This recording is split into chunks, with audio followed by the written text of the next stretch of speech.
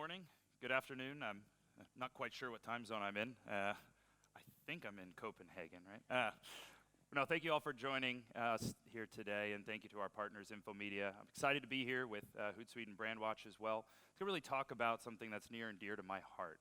As the co-founder of ZeroFOX, the global leader in social media security and digital risk protection, we help organizations around the globe, I believe 47 different countries where we have customers, kind of bridge the gap between marketing and engagement and information security and protection.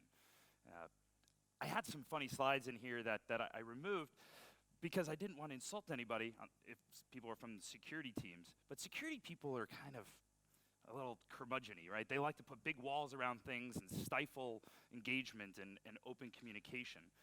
And so we really have a unique challenge here in the social media world because it's really pushing us out into kind of uncontrolled space. From a security perspective, that's a big challenge. And from a marketing perspective, though, it's a big challenge as well.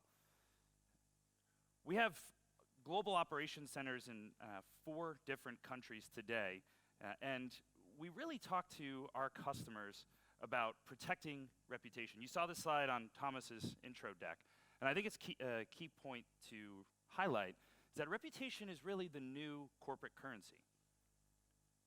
Your valuation of your organization is really based on the perception that customers have of you. It's not based on tangible assets anymore. It's not based on retail locations or manufacturing facilities or trucks or items that your organization may own or assets that you may own. It's really based on the feel. Right? What do you feel about that? And you heard Alexi talk a lot about that brand and reputation value. And social media platforms aren't just these tools that we use to communicate with our customers. They're truly business platforms. Right? They're business technologies. Right? You look at all of the different uses that we have in our organizations for these social and these digital channels. Right? We started focusing on social media because it was kind of the way that brands and businesses engaged. But over the last 6, 7 years, it's changed dramatically from a digital landscape perspective. Right? We're now doing recruiting and HR on digital platforms. We're doing having legal conversations. We're sharing documents, legal documents, via Slack. Right? We're collaborating internally via social media platforms. We're doing e-commerce. We're doing marketing. We're doing advocacy. Right? You'll hear a lot today about getting employees out there to spread your message. Right? These are all different ways that our business is engaging and going to market, but it introduces a huge risk. As we expose more of our employees to the outside world, as we open up more of our business processes to these platforms, mind you, that weren't designed for enterprise usage.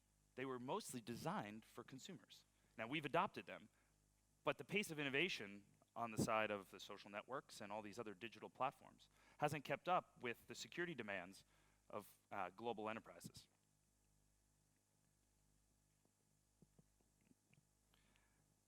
And so if you look at any sort of research that's been done on this space, social media presents a huge security risk. There's a big, big gap in terms of what we're doing on the marketing side and what we're doing on the security side. We've got employees that are being targeted as a way into kind of corporate networks. We have customers that are targeted. The goal to steal their data. The goal to gain access to their accounts. And then we have our business operations that are targeted and impacted, all from external actors coming inbound to us. And there's a variety of different tactics that are used. And so I'm going to spend some time walking you through all of these different types of attacks, because I think once you see the examples, you go, oh yeah, we had that issue, or oh, my friend over here at this company had that issue, or I could see how that would happen to us. And there's a variety of different challenges that we face.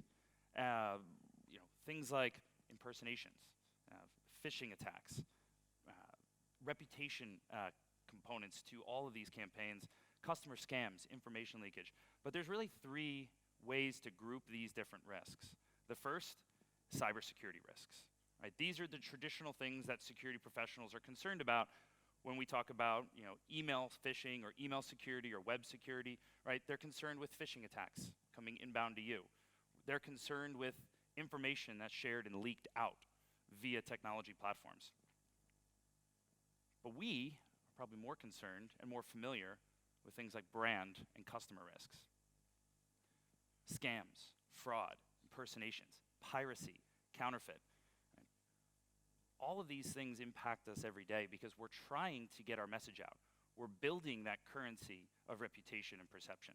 Whether that's our products being sold on marketplaces, and then what happens when somebody actually engages with a fraudster, buys a product that's counterfeit, and starts complaining, right?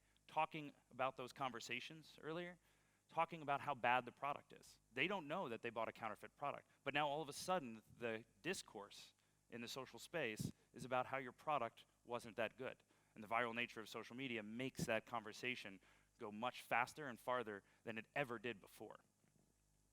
And then lastly, we have corporate and executive risk. Right? As we encourage more of our executives and more of our employees to get out on social media, to engage on social media, we're opening them up to a whole new host of risks. Right? Their personal data, their personal safety, their reputation, which is an extension of our brand. Right? Nothing is done in isolation when we talk about social media or digital engagement. And so we have to think about all of these different risk areas, the cybersecurity risk, the brand risk, and the corporate and executive risk when we talk about engaging. And it's all about engaging in a secure fashion, right? Protecting while you promote. But this isn't just our fight. This is a fight that the organization has to come together and solve. When I talk to information security professionals, I often ask them and say, okay, what is the biggest challenge to you when they say data breaches? I'm concerned with data breaches. Well, why are you concerned about data breaches? Oh, they cost a lot of money. Well, why do they cost a lot of money? Well, all the technical cost. But that's not actually true. The reputational damage of a traditional data breach is almost all of the cost that our organization bears. And so security has been fighting this fight, this reputation management fight, for years. They just don't realize it, right? And so it's our job to go to security, to bring them into the conversation about what we're doing on these digital platforms and how we're engaging so that they can help protect the organization and help us manage these different risks. So my favorite part of the conversation is showing all of these real-world examples from customers of ours around the world when these problems really kind of rose up and made themselves very ugly to their business operations. Only one of these pages is real. This is a large bank, and by the way, I used mostly US examples because I didn't want to pick on anybody that might happen to be in the room. So I saved you all some potential embarrassment. But this is all public, right? This is all public data, so you can go out and find this. NatWest is a large bank in the United States, and they do a lot of customer support, and they do a lot of engagement and promotion on social media. It's one of their primary channels for growth within their current install base and getting new customers. But when you go and search for NatWest, well, there's 3 profiles. Which one's the real one?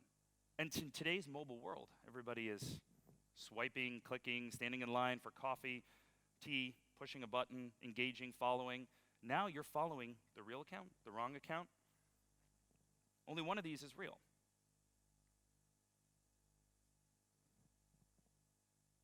Sure, it's got the verified check mark.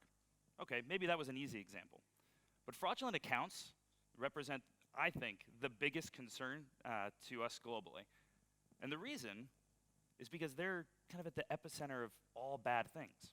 Right? One of the reasons that social media presents a great place for cyber criminals to harvest data, to gain access to accounts, to get money, right? Data and money are really the 2 things that cyber criminals are after.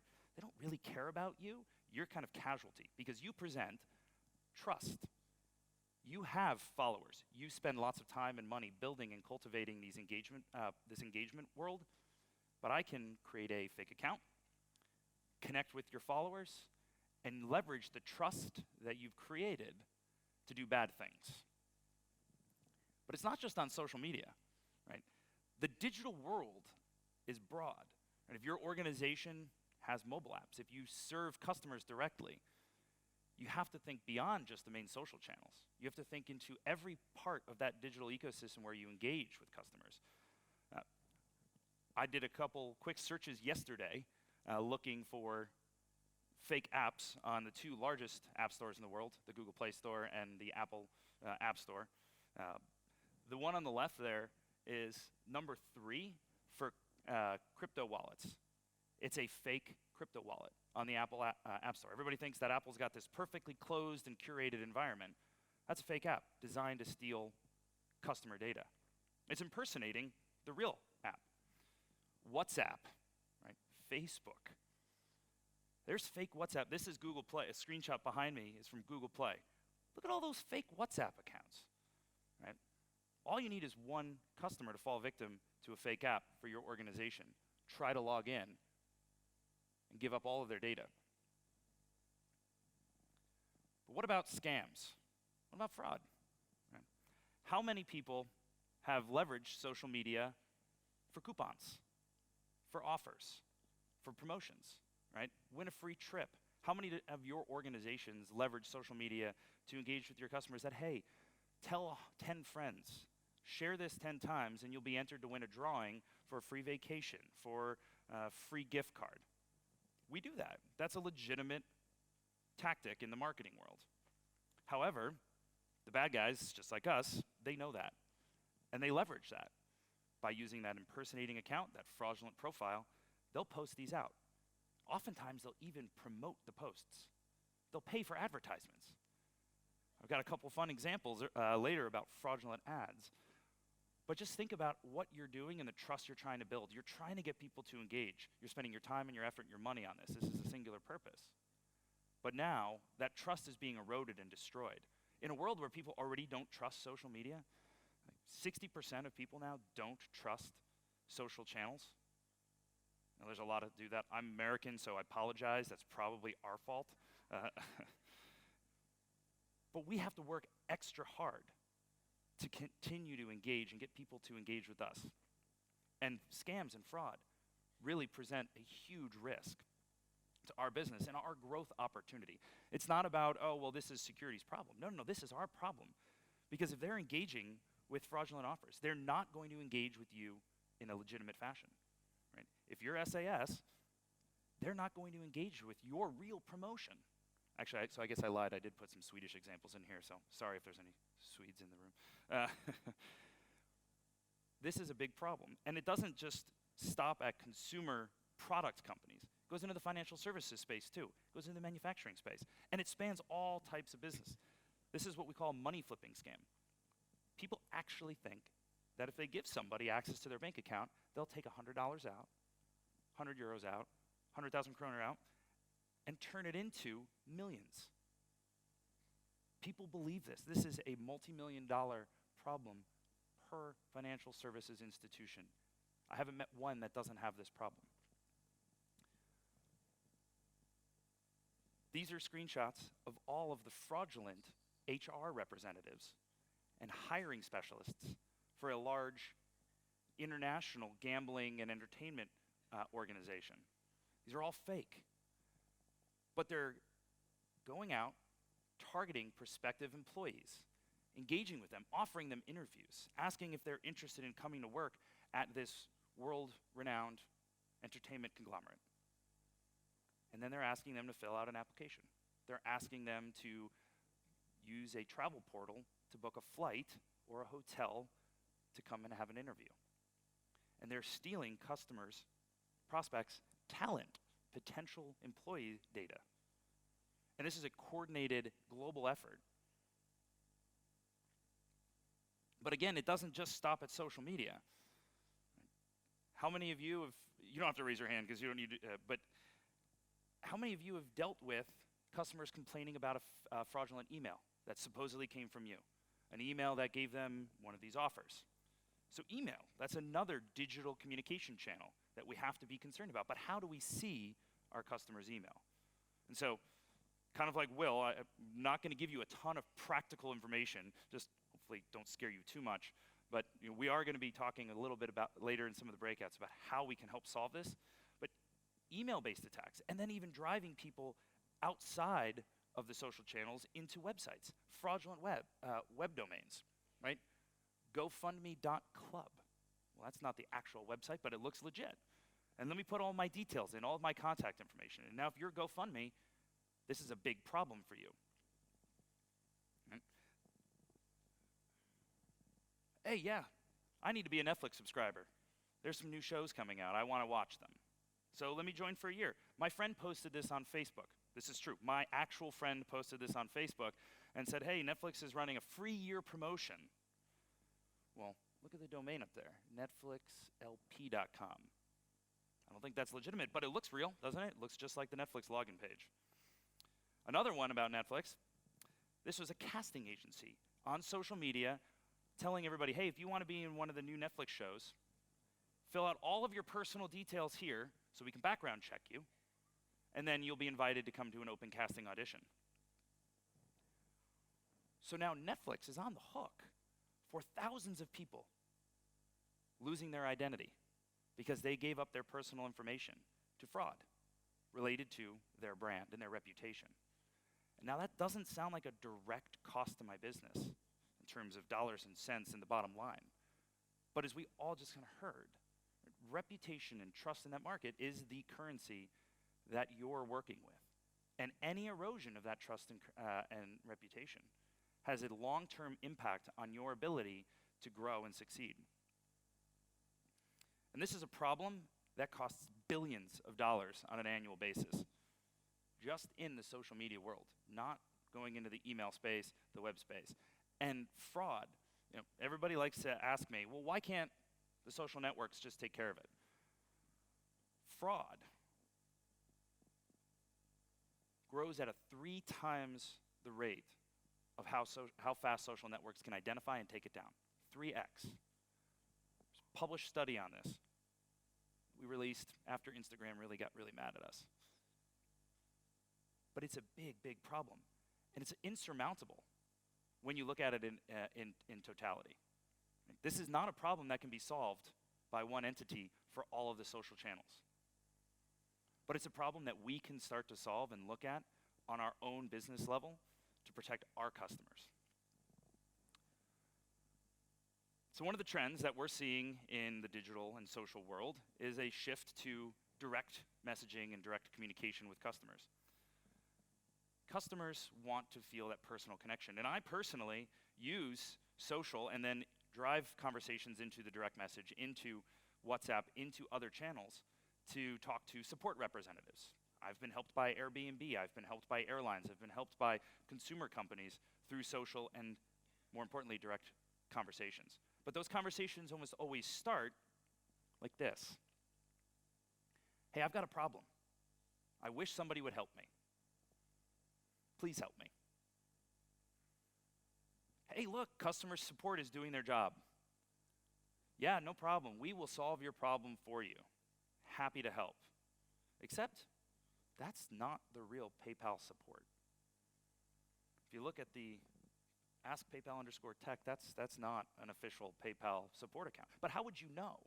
Right? And there's so many different support accounts and customer service accounts. Some of them use names, some of them have kind of generic handles. How does a customer know that that's not real? They responded, I tweeted at the right PayPal. Again, this is real. This is from Twitter. It's screenshots here. I tweeted at PayPal, and then I got a response from PayPal, so it should be legitimate. And they gave me a link to regain access to my account. I'll click on it, like we just saw on the fake websites. It looks like a PayPal login page. I give them my username and my password, and now I've lost access to all of my PayPal information, which includes my bank account, my credit cards, and whatever dollar or euro value I have in that PayPal account. Another example of how the bad guys will do this is they will jump into midstream conversations. So this is a conversation, back to my friends over at NatWest. This is an actual support conversation that was taking place. Again, great, good job. However, you'll notice that the support person never responded after that last question, right? 5 hours until that response. So what the bad guys do is they will use social listening tools. They will leverage tools to collect this information and identify where they can go and target. And so now they'll go out and say, hey, no problem. Like, sorry we didn't get back to you. Click here to enable protection. Click here to solve your problem, because it obviously wasn't resolved. But that's not the real account. That's a different account. And they're both still active, so I didn't want to actually give you the real ones. But now, the customer who had a real engagement has been taken advantage of, has been scammed, has lost all of their information. And again, this is a really big problem. There are so many victims on an annual basis of social media phishing. Just phishing, again, that's different than the fraud aspect, right? And this phishing aspect, again, comes right back to us, because now they've lost access to their account. Let's say you don't do anything in the financial services space, or you don't have any monetary value or data in an account they may lose access to. However, how much does it cost from a support perspective to answer the phone? How much does it cost you to triage and deal with the crisis communications that are going to come up when they start complaining and start enlisting all their friends and start sharing their negative experience? This happened to Marriott International recently, and it was actually a celebrity who was scammed. And he wrote a Medium post and then shared it out on social media. The damage to the Marriott brand was huge, right? Huge. How do you calculate that? How do you account for that? So this is my friend Marcelo. Marcelo is the CEO of a global telecom, the third largest in the US, Sprint. Marcelo is a good dude, and he participates in a lot of employee advocacy, social media programs, really tries to build the brand. He's really trying to follow on T-Mobile's coattails. However, I didn't know Marcelo was a Nazi sympathizer. Neither did his hundreds of thousands of loyal followers. And now, if you follow the CEO of a company, you definitely follow the brand, because he's an extension of that. But Marcelo is not a Nazi sympathizer. His account was hacked. But on a cursory glance, and look, we've had some challenges in the US where this wasn't necessarily too far from a reality, a potential reality. That people look at this and go, oh man, I don't want to do business with that company anymore. And then they unfollow and they move on. And then they tell their friends, hey, yeah, don't work with that company. They don't share our values. Right? Now, this may be an extreme example. This is a real example. But you can see how a hacked account can lead to erosion of that trust that people had in you, the belief that their values are the same as yours. But how does this hacked account happen? Well, this is a customer of ours, and they use Instagram as a primary vehicle for selling. They are a salad dressing company, and they compete with the big guys around the world, and it's all through social. Well, so they got an email that asked them if they'd like to be verified. Who wouldn't like to be verified? This is great. We're finally getting noticed. What I'll tell you is that this isn't actually Instagram. It's from a Gmail account. But they didn't notice that. They saw the pretty email, and they're like, oh, this looks very legit. And we've been working so hard.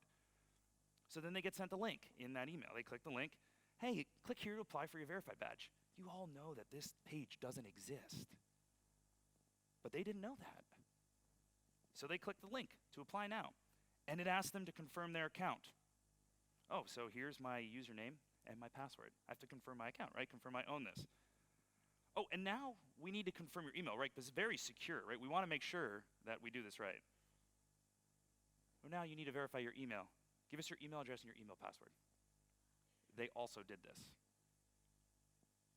Hey, great, your application has been submitted. We'll get back to you in 24 hours. And then this email comes.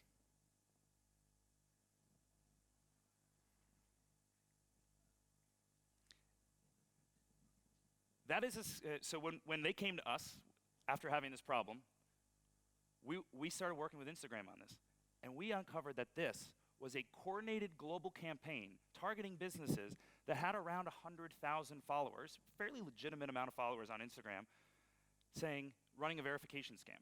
Hey, you've reached a threshold. We've noticed you. Time to get verified. It was affecting people globally in the millions, right, of these medium-sized businesses that were really using social as a primary channel. And the dollar value changed around the world, right? Sometimes it was $300, sometimes it was 3,000 euros. And it all depended on what they thought the company would pay. And oftentimes, we found that the social media managers were paying it. So the dollar amount seems low, 300, because they expected them to pay it. They expected the individual who messed up. The individual who gave away access to one of their prized social media accounts to just fork over 300 US and move on so they didn't have to tell their boss. But this happens every day on social media. 1.8 Facebook accounts, and that's just one social network, are hacked every second. Every second. So has anybody seen a Ray-Ban advertisement or post on social media? Yeah, you all laugh because it's true. 9 out of 10 posts and advertisements on social media related to Ray-Ban sunglasses are fake. This is a huge problem for them, and talking about what the cost is, it's led to a 10 times increase in their cost of engagement on social media, organically and in paid social, right? This is a huge challenge for them. So if you don't think that these issues actually affect you, they certainly do. And Ray-Ban is a great example, because who trusts Ray-Ban? No one is going to buy Ray-Ban's products from any sort of social promotion ever, because we can't trust them. This is another one, right? Nike. Hey, look, great. Looks like a legitimate Nike page. Hey, look at these shoes. Cheap Nikes. Yeah, I want the new shoes. Piracy and counterfeit and fraud are globally rampant. And they often use ads to promote their mischievous behaviors. This is, and again, going back to if you think the social networks are going to actually solve this problem for you, you're living in another planet.